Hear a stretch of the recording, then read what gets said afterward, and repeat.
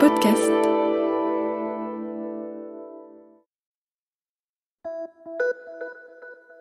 Salut, c'est Clara de Lina. Cette semaine, dans La vie d'avant, je vous emmène à la rencontre de Bernard Cruat, spéléonaute. C'est-à-dire que Bernard n'est pas seulement spéléologue. Cette expédition l'amène aussi à faire de la plongée ou à rester plusieurs jours sous terre. Sa spécialité, l'exploration des siphons, ses coudes remplis d'eau. On est en 1988, dans le gouffre Jean-Bernard en Haute-Savoie, qui est encore à cette époque le gouffre connu le plus profond au monde. Mets-toi bien sur le dos parce qu'il y a de la flotte par terre. Bien sur le dos. Ouais. Putain, j'ai la tête qui touche le rocher. Il y a combien de haut là? Il y a quoi, il y a 40 cm 40 cm. Hop. Et là, je trempe dans la gadoue là. Oh. J'espère que c'est pas tout le long comme ça. Non, c'est juste pas ça. Un peu plus. Ça s'élargit après? Ouais.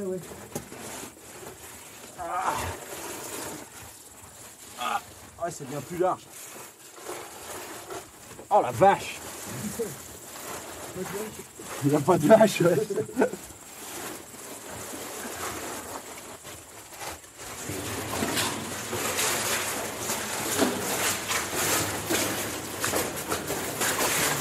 Ouais, c'est quand même pas de plafond, hein. Ah ouais, c'est sûr que là ça fait 1 mètre quoi à peu près. Ouais, on est obligé de se casser en deux là. Se casser en deux. Moi je me rends pas moins compte parce que je suis petit, mais c'est sûr que quelqu'un qui fait 1m70, 1m80, il commence à avoir des problèmes quoi. Là la spélo c'est pas vraiment toujours fait pour les grands et puis surtout pas pour les gros quoi. Là on est dans une partie plus chaotique. Voilà, là ça change un petit peu de morphologie. Là on voit des cailloux par terre, ça s'est cassé la figure du plafond un peu. Hein. C'est les strates qui se sont effondrées. Les strates, c'est les couches de calcaire. C'est joli aussi. Hein. C'est joli, ouais, bien sûr, ça fait des formes assez bizarres, mais sympathiques.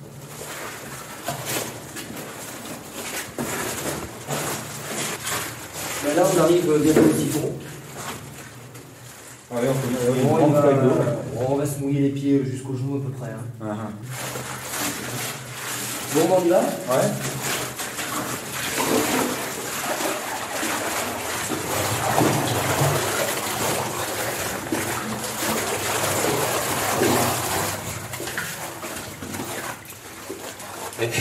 Fiche-toi, j'ai froid.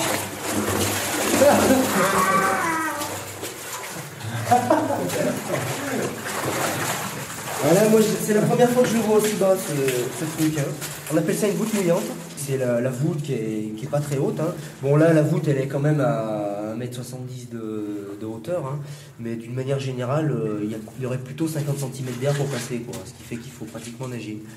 Et en fait, comme cette cavité se noie complètement, c'est pour ça qu'on a installé un fil, là, au cas où il y a une crue. Ça se noie complètement et à ce moment-là, ça devient un siphon pour passer en plongée.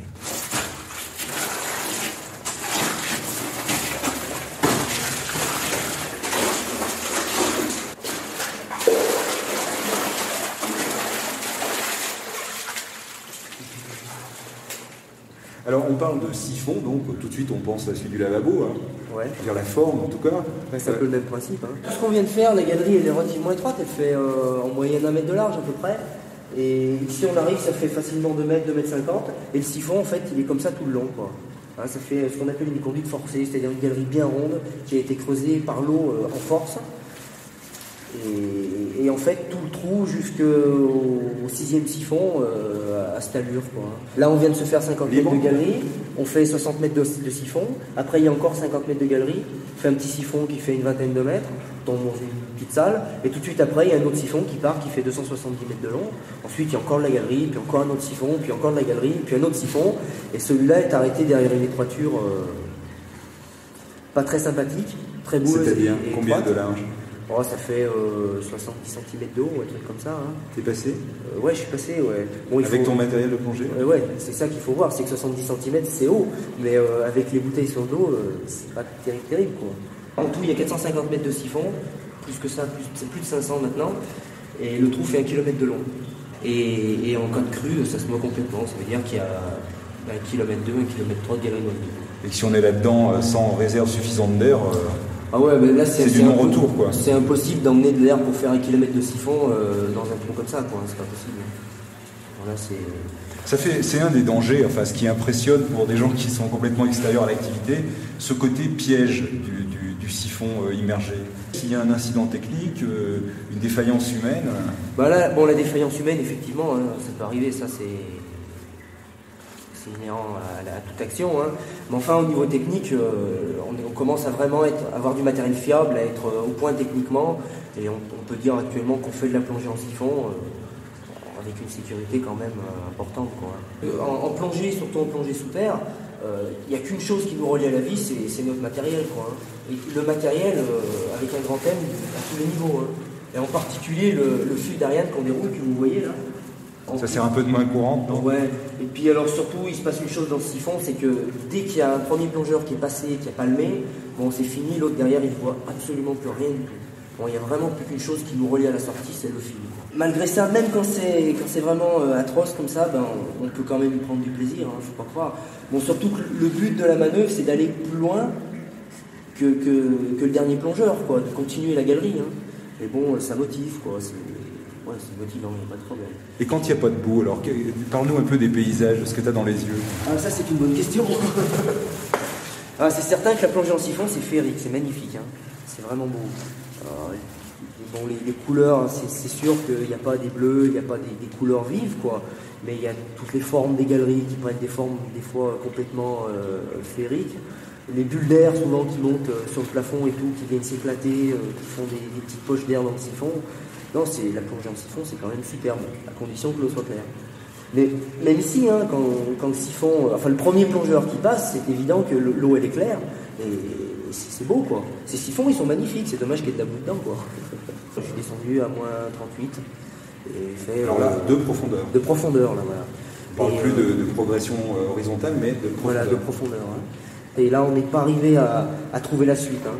Toujours le même problème, c'est que si on a le malheur de se rater, si on n'a pas trouvé la bonne galerie, le bon passage au bon moment, ben après on n'y voit plus rien et il faut tout ressortir et puis recommencer. Quoi. Alors là, ton dernier passage exploré, moins 38 mètres de profondeur, ça pose déjà d'autres problèmes. Ah là, ça pose d'autres problèmes techniques au niveau, entre autres, des paliers de décompression et puis aussi et surtout au niveau de la consommation d'air.